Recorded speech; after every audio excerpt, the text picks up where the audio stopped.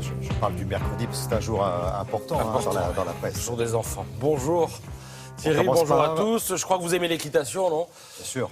Bien écoutez, on va commencer par le dessin d'un cheval. Alors le cheval, il a 3 jambes dans le plâtre et le regard en berne. Quant au cavalier, on sent bien qu'il va avoir du mal à lui faire franchir un obstacle qui paraît insurmontable. Alors à sa manière, Cac, le dessinateur de l'opinion, illustre le psychodrame permanent que vit la majorité, psychodrame qui s'est enrichi hier d'un recours au 49.3 pour faire passer la loi travail. Terrible aveu d'échec, estime Grégoire Bizot dans Libération.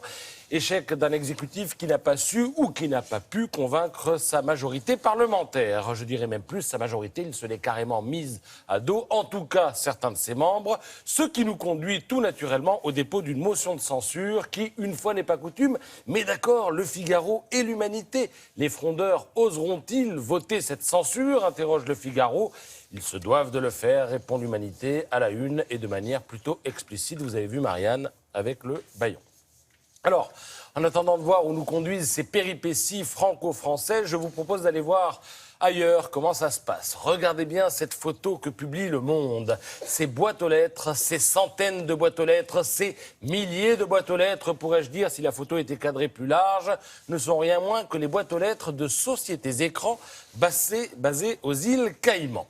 Alors, cette photo sert d'illustration à un article du Monde sur les paradis fiscaux. Et si je reviens sur le sujet, c'est parce que s'ouvre demain, à Londres, vous allez en entendre parler, un sommet consacré à la lutte contre la corruption. Voilà qui donne la mesure du cynisme des Britanniques. Car vous savez quoi? C'est écrit noir sur blanc dans le journal. 1/3 des territoires offshore dans le monde sont sous souveraineté britannique. C'est pas mignon, ça?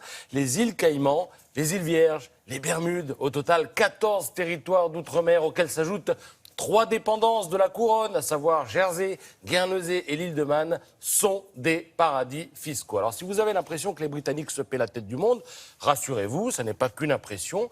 Les paradis fiscaux qui sont dans l'orbite britannique se portent comme un charme.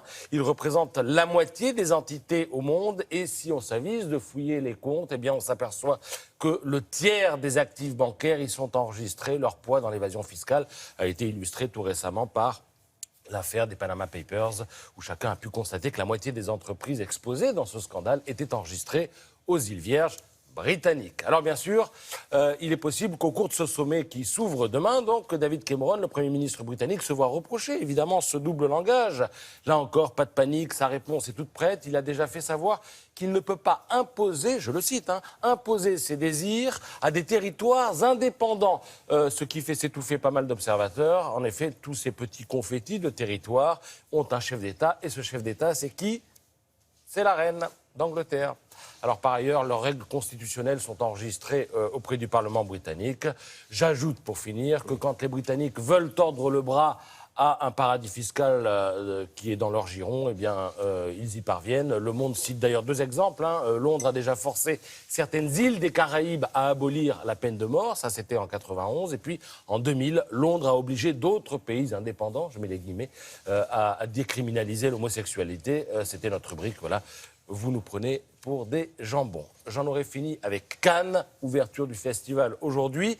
Ça fait la une de La Croix, ça fait également la une de Libération qui provoque à la une en disant à quoi ça sert? Est-ce que c'est utile ou est-ce que c'est futile, Cannes? Eh bien, je dirais les deux et je reviens vous en parler tout à l'heure dans la revue de presse culturelle parce qu'à Cannes, on parle d'argent, de marketing, de people, etc. On parle aussi un petit peu de cinéma. Voilà.